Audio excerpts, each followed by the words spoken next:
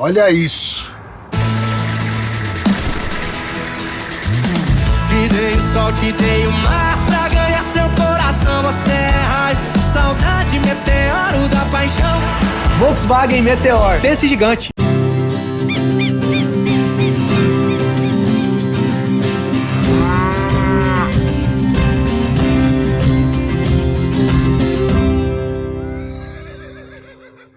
Olá, amigo do agronegócio. Sabe quem é a nova parceira do Agro 360? É a nova Volkswagen Amarok V6, que agora tem 5 anos de garantia. Essa é bruta de verdade. Vem com tração 4Motion, que garante estabilidade e segurança em todos os terrenos. Maior capacidade de carga útil da categoria e sem falar no espetáculo das novas grades frontais e faróis em LED. Mas a Volks não parou por aí. A Amarok V6 tem o motor turbo diesel mais potente da categoria. São 258 cavalos com função overboost, que atinge até 272 cavalos. É potência demais. Não dorme no ponto, hein? Passa numa concessionária Volkswagen, faça um test drive na picape carregada de força bruta. Eu garanto que você vai se impressionar, assim como eu me impressionei. Juntos nessa estrada, sempre estou contigo por onde eu vou. Nova Amarok V6, carregada de força bruta. Volkswagen. Agora eu quero falar com você, amigo criador de cavalo, uma dica muito bacana. Você já sabe que a Integral Mix faz uso das melhores tecnologias e matéria-prima para fornecer nutrição de alta performance, visando sempre os melhores resultados para você, criador. Então eu quero falar para você da Performance Pré-Cria. Essa é uma ração peletizada e multipartículas para éguas gestantes e lactantes, também potros lactentes e garanhões em atividade reprodutiva. Uma ração diferenciada e específica para quem quer aumentar a qualidade da criação do seu aras ou fazenda. Então acesse integralmix.com.br e conheça a nossa linha completa. Olá, amigos do agronegócio, tá no ar mais um Agro 360 para você. Estamos aqui no Canal Rural, canal do Criador, em todas as plataformas de áudio e também no nosso canal do YouTube Agro 360 Podcast. Hoje eu trago aqui um cara que é especialista em organomineral. Eu tô conversando com o meu querido Henrique Bento, que representa a Reconquista Consultoria, uma história muito bacana. Tudo bem, Henrique? Obrigado por ter vindo. Boa tarde, Rafael. Tudo jóia? Obrigado por ter vindo aqui. Um assunto muito pertinente nos momentos agora que a gente fala de biotecnologias e tudo mais. A sua especialidade é isso, é organomineral. Isso, eu trabalho há 19 anos com organomineral, nos últimos 10 anos com um crescimento exponencial. E o organomineral ainda teve um crescimento muito grande agora com a questão da guerra que teve na Rússia, que travou a importação de fertilizantes, né? Então, como teve falta, acabou que o mercado ainda cresceu mais. Vamos falar muito, contar sobre essa questão, mas antes, como é que começa essa história? Por que você foi para esse lado? Da onde que veio a ideia de trabalhar com organomineral? Eu formo em 2005, só que em agronomia. Agronomia mesmo. E antes de agronomia eu fiz técnico em química, então eu... Caramba, que interessante, mas por opção, assim, que deu certo as duas coisas ali na frente, ou você já pensava em partir para esse lado? Não, a minha definição de fazer agronomia, eu tinha mais ou menos uns 6, 7 anos de idade, eu decidi fazer agronomia. Legal. E quando eu tinha uns 15 para 16 anos, a gente morava na cidade, e eu fui trabalhar como office boy de um escritório. E nesse escritório, eu atendi um pessoal que era o Antônio de Pádua, lá de Divinópolis. Você é de Divinópolis? Sou de Divinópolis. Terra boa. Um abraço pros divinopolitanos aí. Tem muitos amigos em Divinópolis. Fiquei praticamente 2 anos atendendo o Antônio. E depois eu saí desse escritório, fui fazer química, aí fui fazer estágio em laboratório e tudo. Depois eu fui para a faculdade. Formo em julho de 2005 e volto para Divinópolis. A primeira pessoa que eu encontro é o Toninho, que me perguntou o que eu estava fazendo. Eu falei que tinha acabado de formar em agronomia. E ele me chamou para olhar um pátio de compostagem para ele. Aí a história começa aí. Peraí, mas você fez o que primeiro? A química ou Eu fiz a química. Fez a química e depois foi para agronomia? Foi para agronomia. Aí quando eu formo em agronomia, o Toninho me chama para conduzir um pátio de compostagem para ele. Você já pensava na compostagem ou não? Não, nada. Nada? Nada. Então a química entrou meio que por acaso, pode dizer. Por que você se interessou por química? Meus filhos odeiam química na escola. Eu acho a química muito simples, porque ela é matemática pura. Meus irmãos fizeram técnico em informática e no colégio que a gente estudou tinha técnico de informática e técnico de química. Eu achei que a química dava mais certo que a agronomia. Ah, mas você já pensava na química, na questão da agronomia. Da agronomia. Porque a minha decisão de fazer agronomia foi com 6, 7 anos de idade. Então era... Por quê? A família já vinha do agronegócio? Meu pai tinha fazenda, gado de leite, tudo. E você queria ir pra... Eu queria estar ali. Queria estar ali na terra. Para mim foi muito fácil essa tomada de decisão de fazer agronomia. Essa pessoa que você chamou, quem era o seu Antônio de Pádua. Antônio de Pádua. É. E quando o Antônio de Pádua chamou, qual que era a base da compostagem dele? O que? Confinamento, gado de leite? Tirava do que? Era um grupo, se não me engano, de 10 produtores produtores de leite, que mandavam o esterco para um pátio, fazia a compostagem e voltava para a fazenda. E eu fui gerenciar o pátio lá durante um processo. Certo, isso nós estamos falando de 2005? 2005, né? Julho de 2005.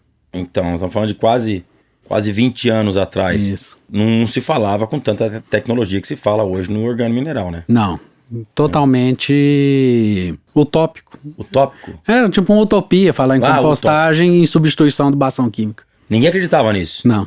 Agora, a compostagem, o que é? Você deixar ele curar, seria isso? É uma cura ou não? Qual que é o termo correto de eu falar do que é a compostagem básica dessa que você fazia 20 anos atrás? A compostagem você vai disponibilizar os nutrientes da matéria orgânica, né?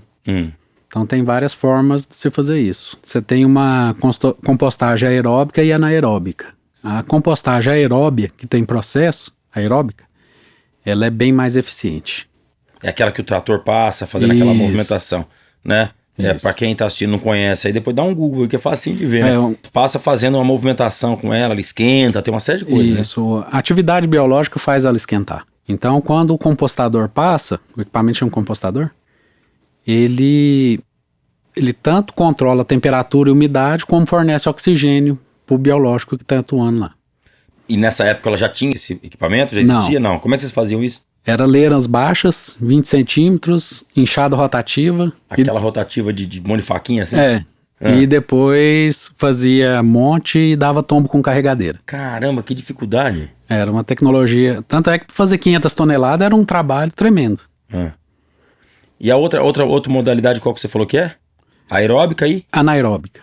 Como é que é essa? Anaeróbica é quando ele não tem presença de oxigênio, né? Então são pessoas que às vezes vai fazer compostagem, fica 90 dias parado o material. Ele acaba decompondo, mas sem oxigênio. Seria o mesmo processo de um silo, por exemplo? Isso. Aí cobre com lona. O silo, como ele não tem oxigênio nenhum, ele acaba conservando, né? E quando entra um pouquinho de oxigênio, ele perde. Exato. É uma compostagem anaeróbica. Porque ela não tem oxigênio lá dentro. Isso. Então, o pouquinho de oxigênio que entra já serve para ele perder. Agora, nessa que você falou, há quase 20 anos atrás, quando você começou, você disse que ninguém acreditava nisso, né? Você tomou muita paulada dizendo que larga a mão disso aí não vai virar nada ou não? Ou você já acreditava que isso seria o futuro? Demais. Muita gente falando para eu desistir. Acabei que eu não fiquei só na compostagem, porque como ninguém acreditava, você não conseguia trabalhar, né? Porque você não tem utilização. Mas aquele grupo que fazia esses poucos fazendeiros que faziam ali, eles faziam para o consumo próprio deles. Mas para que atividade? Para capineira? Para plantação do quê? Lavoura de milho, né? Para fazer silagem, para voltar pro gado e tal. Mas a quantidade era suficiente para suprir o que ele tinha de milho na fazenda? Era pequenos produtores, era suficiente. Entendi. Aí depois eu tive uma fase que eu fui trabalhar num confinamento.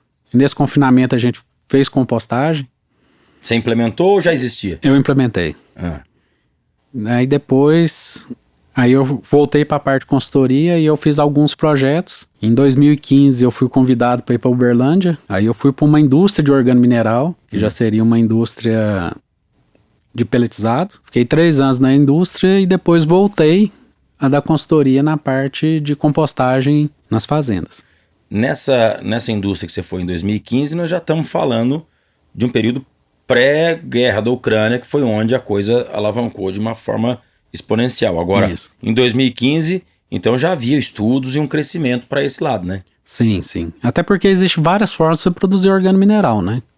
Aí o organomineral, só para eu traduzir aqui antes de você complementar, seria a compostagem básica que você fazia lá atrás. Isso. Aí acrescentando produtos nela, nutrientes nela que faltam naquele material orgânico, é isso? Isso. Você coloca o que ali? A indústria hoje, ela trabalha... Ela pega matéria orgânica, mistura com MAP, que é uma fonte de fósforo mais concentrada, e cloreto de potássio, e trabalha com baixas doses por hectare, em torno de 300 quilos. Hoje eu trabalho que eu consigo pegar uma fonte de fósforo insolúvel, solubilizar ela no processo de compostagem e substituir o MAP. Você falou que o fósforo, ele é insolúvel, né? O fósforo natural, ele é insolúvel. O que tem que fazer para ele ser... Quando ele vai no adubo que você compra lá, e o fósforo dali, tá feito o que nele para ser solúvel? Hoje você pode fazer o ataque químico com ácido sulfúrico, né? Então, via ácido, é melhor dizendo. Que não tem problema nenhum também? Não, até porque o ácido, a planta, ela precisa de enxofre, né? Então, e o ácido vai trazer... Vai trazer o enxofre. Você tem o termofosfato, que você pega a rocha, coloca ela num forno, ela vai a alta temperatura e você dá um choque térmico com água. E você tem a solubilização via biológica. Então, peraí, quando ela vai a alta temperatura, essa rocha, ela vai o quê? Vai tornar um líquido? Ela funde. Ela funde, vira líquido. Isso. E aí você joga numa temperatura baixa... Aí ela se torna solúvel no choque térmico. Mas vira o quê? Vira próximo de uma areiazinha. Que o agronegócio é um setor gigante que move o Brasil, todo mundo já sabe. Mas vocês sabem quem está prontinho para mover o agro? Pois é, só mesmo outro gigante para cumprir esse papel. O novo Volkswagen Meteor Highline, mas pode chamar de Meteor da Paixão. Vejam só, além da potência, estabilidade e conforto, o novo Meteor Highline garante a melhor média de consumo de combustível com toda a pressão que um extra pesado precisa ter. É mais eficiência e economia numa máquina só. Isso faz uma baita diferença na estrada e também no seu bolso. Esse gigante que conquistou o coração dos caminhoneiros com novas opções de série ainda conta com planos de manutenção pensados sob medida para cada uso e por aí vai. Se eu ficar aqui falando as vantagens, vou demorar 2 safras para terminar. Então não se esqueça, se você também ajuda a mover esse país, o parceiro que vai te ajudar é o novo Meteor Highline. Confira as condições imperdíveis para dezembro ou vá até uma concessionária Volkswagen Caminhões e Ônibus. Aproveite, o ano está acabando, garanta o seu gigante com o preço desse ano. Acesse ofertasvwco.com.br ou aponte o seu celular para esse QR Code. Você vai fazer um ótimo negócio, pode ter certeza. Isso com choque térmico? Com choque térmico. Que bacana, não sabia que assim era também um processo. Chama termofosfato. Termofosfato, aí é 100% natural, vamos dizer. Sim. Não tem nada químico entrando nesse processo. Não. E isso é usual para quem hoje? Só para o organo mineral ou outras empresas também de... Não, essas formas são difundidas no mercado para adubação direta. Cada um faz de um jeito. Isso, cada um... Estamos falando só do fósforo, né? Isso. Só do fósforo. E a outra forma que você ia falar, eu te cortei? Seria via compostagem, né? Que eu consigo, via rotas biológicas, solubilizar o fósforo. Da onde? Como? É isso que eu fico curioso. Eu quero saber onde é que está a solução para a gente ficar independente, talvez, aí de outros países. São fungos e bactérias que conseguem fazer esse processo de solubilização. Ele faz o processo de solubilização do fosfato. Do fosfato. Tá, isso. O fosfato vem em que tipo? Vem o quê? Vem um pó. Um pó? Um pó. Um pó. Hoje no Brasil você tem rocha moída e você tem fosfato sedimentar. E fosfatos reativos, que são materiais naturais que você tem na natureza. Tá, e esse pó você entra nessa questão biológica. Aí ele vai para o quê? Vai para uma caixa, um recipiente? Como é que funciona isso? Para ter esse biológico que você está me falando. Não, aí a gente aproveita o material orgânico que tem nas fazendas ou indústrias, né? Então a gente trabalha também com resíduo industrial orgânico. Seria lodo, torta de filtro da usina de álcool. Torta de filtro? É. O que é isso? Basicamente ele é um resíduo sólido, orgânico, de uma filtragem interna da usina. Uhum. Então a usina produz esse material e a gente transforma. E é o que? É uma pasta? O que é isso? É uma pasta. Só mistura? Isso, tem todo um processo, né? Claro. Eu tô perguntando a pergunta base, me desculpa a ignorância aqui. Não, porque tem usina que ele sai com 80%, 90% de umidade da usina, então ele sai bem. Então a gente tem que processar ele para ele ficar em formato de leite. E aí ele em contato com o fosfato, ele vai... O fosfato e o biológico. E o biológico. Isso, aí eu consigo solubilizar o fosfato e entrar como substituição do MAP, que é um produto mais caro. Entendi. Bom, aí como que é hoje essa questão do organo mineral? Depois, você disse que depois da questão da guerra da Ucrânia, que foi tanto falado isso aí, o pessoal todo questionando essas questões, o organo mineral foi foi um momento em que abriram os olhos para o organo mineral, que eu estou vendo hoje várias pessoas aí, vários pontos do agronegócio partindo para isso, né? Isso. Até porque chegou a faltar material, né? Uhum. Então, houve uma corrida muito grande por matéria-prima. Então, foi onde que teve uma grande expansão. E o próprio mercado de biológico hoje está em ascensão no Brasil, né? Então, a substituição de práticas químicas por biológicas está muito comum nas fazendas. E hoje tem uma produção significativa de organomineral à venda, ou hoje ela está mais guardada para aqueles grandes produtores que conseguem ter uma matéria orgânica em mais quantidade? Os dois mercados estão em expansão. Acredito que em torno de 25% ao ano de crescimento. De crescimento. Mas quem tem a matéria-prima já na propriedade é interessante porque é um nutriente que ele já pagou por ele, né? O esterco tem nutriente, então o produtor já pagou por aquele nutriente. Tá sobrando ali, né? Você disponibiliza ele e coloca ele de uma forma que a planta consegue aproveitar. Agora, a captação dessa matéria orgânica, a gente vai estar extremamente fechado em confinamento ou na prática do gado de leite, que você vai ter um curral ali que você lava, na minha época tinha aquela, lá em casa a gente tinha uma churumeira, né, que chamava, onde você guardava tudo aquilo lá, vinha com um trator, jogava nos pastos, na capineira, etc. Mas hoje, se não for por esse método, pela pecuária extensiva, você não dá conta de guardar, de juntar isso aí, tem? Não, na pecuária extensiva não. Mas você tem a questão de galinha poedeira, cama de frango, a torta de filtro da usina, lodo de usina, lodo de frigorífico, conteúdo ruminal. Você tem várias fontes que você consegue trabalhar esse material. Tudo isso serve para o organomineral. Só que a questão é a quantidade. Henrique, isso é complicado. É uma baita de uma solução pro nosso mercado, né? Só que a gente tem que ver, essa matéria-prima, ela não é fácil, ela é restrita. Sim. Infelizmente, sim. Mas você vê isso como algum outro ponto de acesso a isso, um pequeno produtor que tá lá. Vamos falar do cara do produtor de leite, que é onde eu vejo uma facilidade dele ter o material ali. Né? Principalmente quem está usando hoje fazer essas compost barn, exatamente. Quem está fazendo bastante o compost barn está sobrando, né? Uma matéria orgânica riquíssima, né? Então o cara que está com leite, ele consegue ter uma... Você acha que está acessível hoje para o cara comprar equipamento, fazer esse processo todo, comprar os produtos e fazer em casa isso aí? Na hora que você soma todo o processo, sim. Porque você pega uma adubação de um produtor de leite, ela vai ficar em torno de 50%, 40% mais barato que a adubação química. 40% mais barato que eu comprar o adubo na casa de... Isso. Então, se ele tem um volume que justifique isso, normalmente ele paga esses equipamentos no primeiro ano. Eu acredito que acima de 2.000 toneladas já... Com certeza acima de 2.000 toneladas ele já é viável. Você tá falando 2.000 toneladas... Organomineral pronto. Organomineral pronto. Isso. E esse produto, ele vem é a mesma coisa de um esterco? Curtido, a gente fala isso? Isso, ele é um adubo farelado. É um adubo farelado. Isso. E para jogar ele, mesmo processo do químico normal? O químico, normalmente, o pessoal usa via plantadeira, né? E esse não, ele vai na calcareadeira. Ele é semeado a lanço no pré-plantio. E depois o plantio é feito com semente na plantadeira, ele não vai adubo. Ele não, por quê? Por causa das peneiras da plantadeira? Ele não vai descer.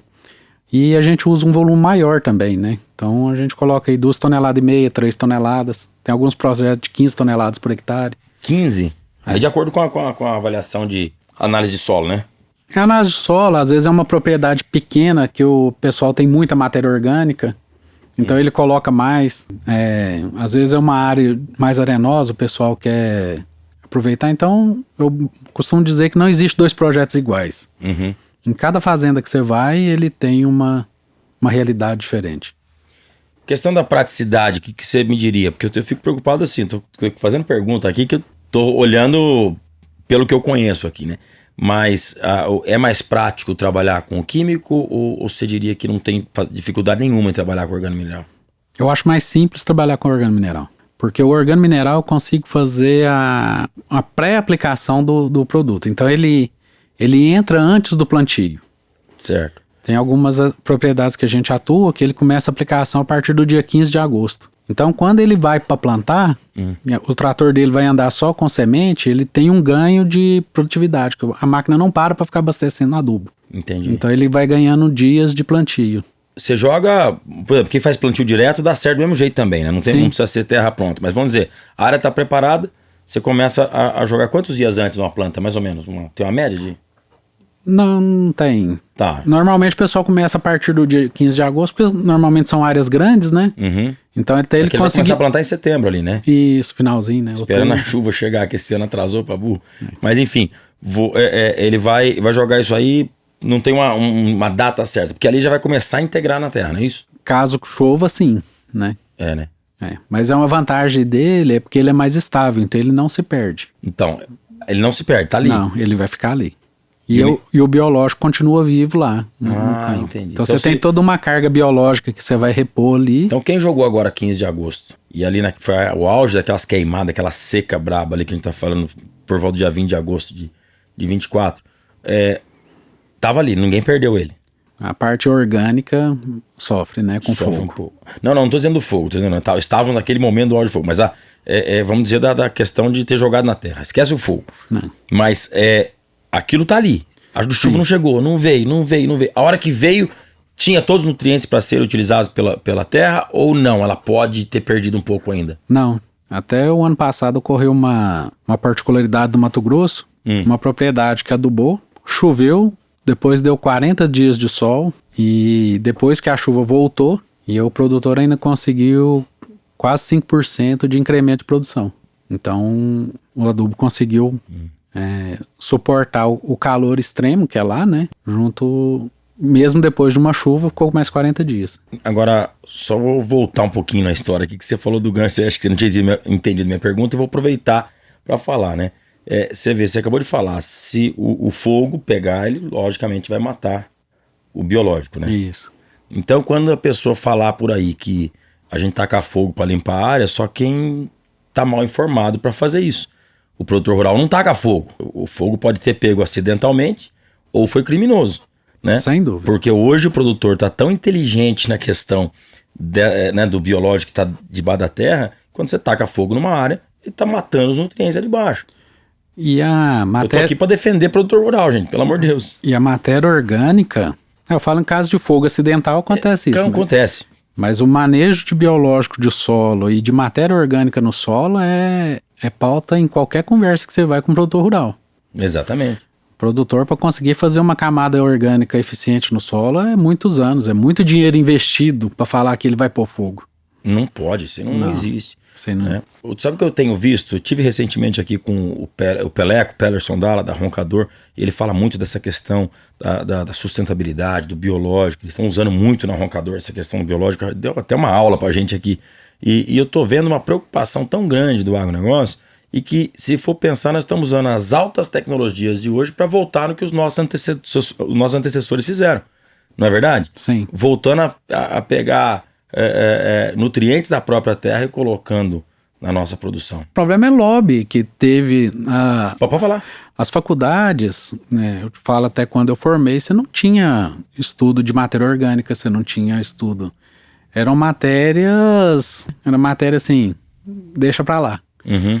Até porque a maior parte queria era a coisa mais simples, né, que era o químico e tudo, era muito mais simples. Porém, baixa de matéria orgânica no solo deu problema, né? Começou a fazer falta, né? Começou a fazer falta, e a parte biológica também. Eu até acredito, Henrique, que a gente tem um gap aí, um momento em que os antigos faziam nessa questão. Teve um momento que foi utilizado muita tecnologia, agora a gente está retomando essa história toda, desde que veio plantio direto, integração lavoura-pecuária, tudo isso, né?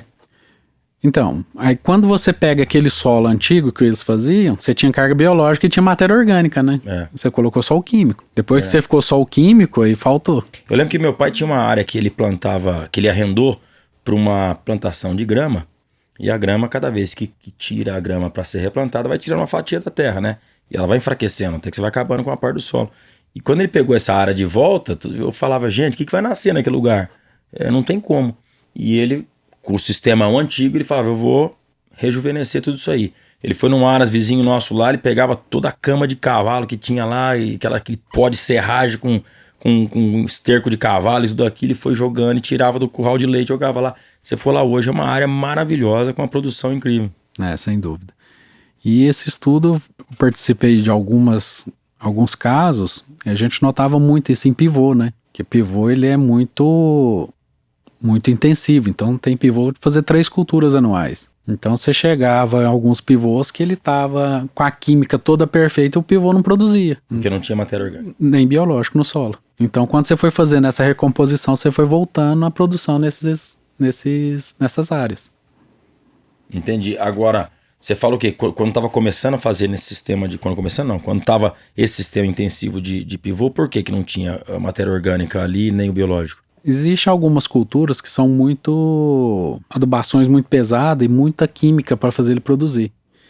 E ele não tem um período de descanso. Então acaba que você tira uma cultura, põe outra, tira uma, põe outra, acaba que não dando tempo da matéria orgânica se recompor. Então faltava a parte orgânica do solo para desenvolvimento de planta.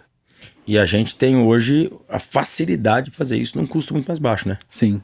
Tava falando a questão... deixa eu te entregar o meu boné, que eu não entreguei aqui. O meu boné não é orgânico, mas ele é... O boné é a lembrança da participação do Agro 360 aqui, senão eu esqueço, meu diretor já me xinga ali no fundo, você vê, né? Obrigado. Ô Henrique, a gente tá falando a questão desse momento que nós passamos, que não se preocupava tanto em trazer o biológico, o orgânico para dentro da terra, e hoje isso é uma realidade que a gente está vendo aí. Os confinamentos hoje, como vou repetir aqui que o Peleco falou aqui para mim, né? Ele está aumentando o confinamento para ter mais produto orgânico para ele colocar nas lavouras. Antes ele fazia... Como é que era a história que ele falou? Ele vai crescer o confinamento para favorecer na terra lá na frente. Quem tem o confinamento hoje tem uma pedra para ser lapidada ali na mão, né? Os confinamentos, cada boi gera em média de 800 quilos. Depende muito de dieta e tal, mas na média de 800 a 900 quilos de esterco no final do processo. No final do processo, um touro confinado ali, média 90 dias, que se fala, né?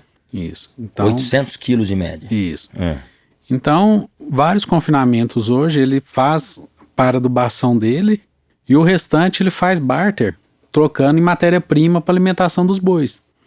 Então ele troca em milho com o produtor, troca em caroço de algodão. Então ele acaba sendo uma fonte de renda para o produtor. Isso aí já é uma realidade muito bacana que às vezes as pessoas da cidade não estão acompanhando, né? Isso aí é uma forma de trazer, como chama a sua empresa, né? Reconquista, é muito, muito parecido com isso, né? Tá reconquistando os valores do solo, né? Isso, recuperando tudo. Recuperando tudo, né? E fazendo. E até interessante, no confinamento tem um parceiro nosso que ele fala que na hora que ele somou todos os custos, né, e o que ele teve de lucro e tal, que representou praticamente uma arroba por boi. Uma arroba por boi no final do processo? Então o esterco na conta dele representa uma arroba a mais por boi. E esse esterco, quando fala a limpeza toda ali, tem um valor hoje, se torna um produto já com valor por tonelada, etc., a ser vendido? Você tem esse número na cabeça, não? Hoje, porque o que acontece? Quando o pessoal vai usar o fertilizante na própria fazenda, normalmente eles têm 2 centros de custo. Ele tem o centro de custo do confinamento e o centro de custo da agricultura. Certo. Então tem gente que coloca como o adubo é o centro de custo do confinamento, vendendo para a lavoura, e a lavoura vende o grão para o confinamento. Então acaba sendo um valor interno. Cada um coloca... Tem gente que coloca custo operacional e tem gente que coloca margem para saber qual atividade está mais rentável dentro da propriedade. Entendi. Mas no uso para venda, aí eu não tenho lavoura, eu compro meu trato de fora e quero fazer uma permuta com o cara que vai me fornecer milho, por exemplo, silagem. Tem um valor a ser estimado ou você não tem? Por pontos de nutriente. Por pontos de nutriente? Uma das métricas é ponto de nutriente. Que bacana. E quando a pessoa já está mais acostumada com o material, você vai ver que ele paga até um pouco a mais do que o valor do ponto de nutriente. Eu tenho cliente hoje que vende a 20% acima do químico por causa do resultado operacional. E resultado de colheita mesmo. Esse resultado de colheita, ele é superior ao adubo convencional? Sim. Porque você vai fornecer os mesmos nutrientes, você vai fornecer biológico e fornecer matéria orgânica. Então você tem uma adubação muito mais completa. Um dado interessante que a gente teve no setor sucroalcooleiro foi uma cana que ela foi plantada com organo mineral e conduzida com organo mineral. Ela teve 10% a mais de produção. Nessa tonelada de cana a mais, ela teve mais 10% de açúcar e um corte a mais. Então, Interessante. o efeito disso causado pelo... Um dos efeitos foi o biológico. O biológico que ele reestrutura o solo e fornece mais nutrientes. E esse residual vai trazendo para as próximas plantas, para as próximas lavouras, Isso, vai trazendo esse benefício. é isso. O biológico ele vai se multiplicando, né? E ele tem um efeito interessante no solo. Uma das questões muito problemáticas no solo hoje é nematóide. E o nematóide ele atua muito quando você tem desequilíbrio biológico do solo. Então, como a gente consegue fornecer uma carga biológica muito grande, a gente consegue repelir o nematóide. Na hora que você repele ele, automaticamente a planta fica mais sadia. Agora, dentro da matéria-prima usada, como você mencionou agora há pouco, de usar de frigorífico, por exemplo, isso aí não traz nenhum resultado negativo que traga residual para a planta? Não, né? Não, porque dentro do processo biológico de compostagem, hoje eu trabalho com um pool biológico da Crion, que é uma parceira minha. Ela tem um aditivo biológico que em torno de 37 a 44 micro-organismos, entre fungos e bactérias. Nesse pool biológico, você consegue esterilizar os materiais que são nocivos. Então, qualquer coisa que possa fazer mal, a gente esteriliza. Já esteriliza ali. Isso. Agora, a gente ainda deve estar distante de ser autossuficiente com o que a gente tem de produzir, né? Do que a gente usa de adubo hoje. Em relação à quantidade de matéria orgânica que a gente tem disponível e a área agricultável do Brasil, a gente não vai conseguir. Não. A gente tem pouca matéria orgânica para o tanto de área que a gente tem. Mas enfim, eu sei que a guerra foi um agravante que... Eu lembro que adubo foi lá nas alturas, né? É porque travou o mercado marítimo, né? Então acabou que o navio não carregava, não descarregava, então... Mas nós temos que ter soluções para isso. Não podemos depender de uma fonte só, né? Até um dado interessante do organo mineral, a gente tratou mais do fósforo, mas tem a questão do potássio também. O organo mineral que a gente produz, ele vai ter acima de 300 CTC, 350. Essa CTC, quando você alinha o cloreto de potássio, porque acaba que o cloreto de potássio ele é lixiviado pelo solo. Na hora que ele vai para o chão e chove, ele vai para as camadas inferiores onde que a planta não atua. E quando você concilia ele com a matéria orgânica e esse CTC de alta CTC, ele estabiliza ele não lixivia. Você tem um aproveitamento melhor desse nutriente. Vamos dizer que ele não vai descer tanto. Ele não vai descer, ele vai estabilizar. Vai ficar mais próximo onde a raiz consegue pegar ali. Isso na ação dele com o orgânico. Isso, com a CTC da matéria orgânica. E é esse que você falou que vem de base natural também, né? O cloreto ele é uma rocha, né, moída. Ele é uma rocha moída. Isso. Então que fala que ele é químico, mas na verdade ele não é. Ele é uma rocha moída. Ele é uma rocha. E quando você fala disso, nessa questão de a gente estar preparado para tudo isso, você acredita que hoje os grandes sim, tenho certeza, mas todos os confinamentos estão sabendo aproveitar tudo isso? Não. Tem muito a crescer? Tem muito a crescer. Há um tempo atrás, muitas pessoas fizeram um produto mal feito. E essas pessoas muitas vezes não voltam a fazer. E muitas pessoas acreditam que o resultado do processo está nas máquinas que fazem o processo. E o maior resultado disso está na questão biológica do processo. Então são dois detalhes que às vezes travam os processos produtivos. Entendi. Porque você falou que quando você começou há 20 anos atrás, era sem nenhuma ferramenta que a gente tem hoje aí liberada para o uso, né? Não, totalmente diferente. É totalmente diferente, né? Era. Só que o resultado era o mesmo. A fermentação, os produtos biológicos ali, né? A carga biológica era muito parecida.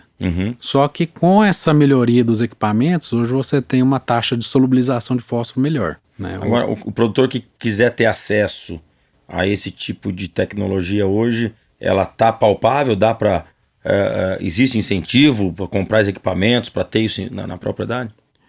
Sim, porque ele é um processo que ele se paga no primeiro ano com a redução de custos, né?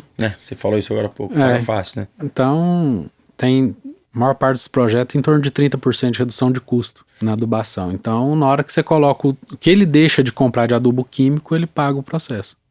Agora a gente falando aqui de esterco, bem na cabeça, confinamento, gado. Mas você falou já da cama de frango, que é uma realidade, né? Isso.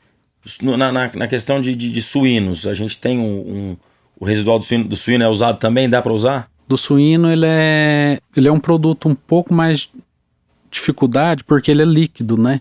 Né? Então, só nas propriedades tem que ter um processo de separação de sólidos e somente a parte sólida vai para o processo. Só o sólido vai pro processo. Só o sólido. Ah. Como no leite também vem bem molhado, né? Da produção Do compost de bar, não. No compost bar não. Mas o material da pista, sim. O material de pista ali vem bem lavadão, né?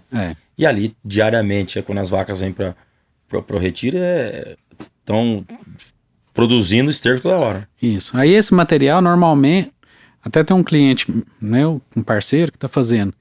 Ele pega esse material da pista, passa num separador de sólidos, faz uma secagem desse material e volta para fazer a cama do compost bar. E depois ele pega o compost bar e faz fertilizante para fazer. Ele não usa daquilo, ele faz a separação e usa aquilo como a cama. Isso, ele faz a cama, depois ele volta com ele para fazer. Depois do processo do compost bar, ele volta para. Interessante. Para lavoura. Porque a questão da cama do compost barn também é um negócio que às vezes eu vejo os caras falam que tá difícil, tá caro até comprar aquela maravilha ali pra fazer a cama, né? Sim. Hoje você tem pouca floresta, né? Então. A do cavalo também deve dar uma matéria orgânica bacana, dessas de Bayer. Não sei se vai dar quantidade, lógico, né? A questão do cavalo é volume, né? É volume, normalmente exatamente. São pequenos volumes. Mas ali também é mais ou menos o mesmo processo. O problema é volume, a gente tá falando de processo começando aí de 2.000 toneladas, né? Então até você juntar isso de baia... A base de ponto de apoio para saber onde é que vai estar pagando a conta mesmo é acima de 2.000 toneladas ano. É isso? Não, 2.000 toneladas seria um pra gente mandar os equipamentos também. Porque tem produtor que, se ele quiser comprar os equipamentos, aí depende muito do produtor. Essa conta de 2.000 toneladas é para comprar os equipamentos e... Não, é para eu mandar os equipamentos. Para você mandar, para você fazer. Para eu mandar os equipamentos. Agora eu tô entendendo, né? Isso é para você chegar lá e fazer o... Isso. Porque tem produtor que ele vai querer comprar os equipamentos dele, também não é problema. Eu até ajudo ele. Falo o que é bom no mercado, o que não é. Entendi. Então a conta que você fez é quando você vem para você fornecer esse trabalho para eles e fazer esse trabalho todo fornecer pro produtor. Isso, a parte mecanizada, né? A parte biológica não. A parte biológica é o volume que ele quiser. Bom, então é o seguinte, o cara quer buscar fazer, o cara tá lá, quer fazer o organomineral. Ele tem que estudar, a primeira coisa, aquilo que ele tá produzindo, né? Então a base seria essa. O que eu produzo? É esterco de galinha, é de vaca, e daí partir, é isso? Isso. Em questão de usina também, né? Setor sucrocoleiro. Então cada um tem sua particularidade, seu material. Tem material que é... Na usina é o que você falou, como é que você chamou de... A torta de filtro. Torta de filtro, o que sobra no filtro da usina, que é transformado em adubo orgânico ali. Isso. E vem com mineral. Mesmo processo do esterco. Você vai usar aquele produto da mesma maneira que você usa o esterco do boi lá. Isso, em substituição da adubação química. Só que esse produto tá na mão hoje da usina. Ela mesma tá fazendo? Ela faz para as áreas próprias. Para as áreas próprias. Consegue normalmente atender uma área pequena por causa do volume. Uns 20%, 25% da área da usina. Então, é uma situação que é assim, ela não tem como crescer tanto, né? Ela tem que talvez conscientizar, até mesmo pequeno, começar a juntar, estocar, não sei, fazer dentro de casa ou procurar você para ver o que fazer. Mas ela não tem muito como crescer no intuito de que é limitado a matéria-prima para isso, não é? Mesmo que e se ela começar a reduzir muito a dose, você começa a perder a carga orgânica do solo também, né? Então, às vezes é preferível você ir fazendo os talhões, né? E você vai adubando a fazenda por talhão. Um ano você faz um talhão, outro ano você faz outro, né? Usando o organomineral nesse talhão. Agora, a compra hoje, igual eu vou em qualquer loja agropecuária comprar adubo para comprar o organomineral, ainda não é uma realidade. Só que é outro modelo de organomineral. Aí você tem os orgânicos minerais com a concentração mais alta. São concentrações com 25%, 30% de químico. Entendi. Esse aí é muito comum. O menos concentrado, que é o que a gente trabalha, que é a nossa visão? É você colocar mais matéria orgânica por hectare e mais biológico. Esse você acaba achando em alguns parceiros, né? Porque o pessoal que tem confinamento que vende, tem alguma indústria que tem resíduo, né? Então você tem alguns lodos que dá para ser feito. Então esse material acaba indo para o mercado. Entendi. Esses são casos mais específicos. Maravilha. Quem quiser conhecer o seu trabalho, como é que faz para te ver no Instagram? No Instagram, na Reconquista _ Consultoria. Reconquista _ Consultoria, vai estar aqui embaixo na tela para você seguir. E quero te agradecer pela presença aqui. E os cavalos, como é que tá? Tá no manga larga ainda? Ah, manga larga é vício. Você Manga não larga para, machador. não. Mas você trouxe de Divinópolis para Uberlândia? Tá em Uberlândia, tá lá na fazenda. E todo final de semana com a família, isso aí não larga, não. Você tá montando, né? Todo final de semana, eu e meus filhos. Meus filhos desde 6 meses de idade. Que bacana, isso é maravilhoso, porque olha que interessante, o cavalo une as pessoas, né? Um papo tanto aqui de organo mineral, o cavalo tá aqui perto da gente, né? Sim, não, o cavalo é... E é interessante, qualquer lugar do Brasil que você fala de cavalo, você é recebido... É uma língua só. No mundo inteiro. No mundo inteiro é assim. Meu mundo é mais o manga larga, né? Mas o manga larga, qualquer lugar que a gente vai, a gente acha um amigo e é recebido como se fosse um amigo de longa data. Maravilha. E mesmo os que forem em Uberlândia, minha casa também tá aberta. Maravilha, obrigado. Quero agradecer você pela presença aqui. Quem quiser te conhecer, tá aqui o Instagram, Reconquista _ Consultoria, para você seguir no Instagram aí, esse trabalho fantástico, que é muito importante para a sustentabilidade do nosso negócio, não é isso? Isso, e lembrando que o produtor rural é a pessoa que mais faz isso, né? O produtor rural, ele vive de preservação, né? Perfeito. E a gente tá precisando dar mais voz ao produtor. O produtor vive de preservação. Isso. Né? O produtor rural é o único trabalhador que depende da natureza. Então, se não chove, ele é o único que depende disso. Ele depende do clima. Eu diria mais, ele depende e se não coincidir com o que ele precisa da natureza, é o único que vai ser penalizado. Né? Porque na mesa de quem está aqui na cidade não vai faltar a comida dele. Não. Mas nós estamos trabalhando lá. Só que se faltar chuva ou sobrar chuva demais, a gente vai ter que se virar para sobreviver. Justamente. É isso. Obrigado, Henrique. Obrigado pela sua presença. Esse foi mais um bate-papo sensacional, conversando com o Henrique Bento. Semana que vem estamos de volta com mais Agro 360. Não esqueça de entrar no YouTube Agro 360 Podcast, curtir lá, deixar o seu like e também se inscrever no canal. Até semana que vem. Tchau. Se você quer ter um pouquinho do Agro 360 na sua casa, entre agora na nossa loja virtual, agro360podcast.com.br. Essa camiseta é de lá e você pode ter uma dessa.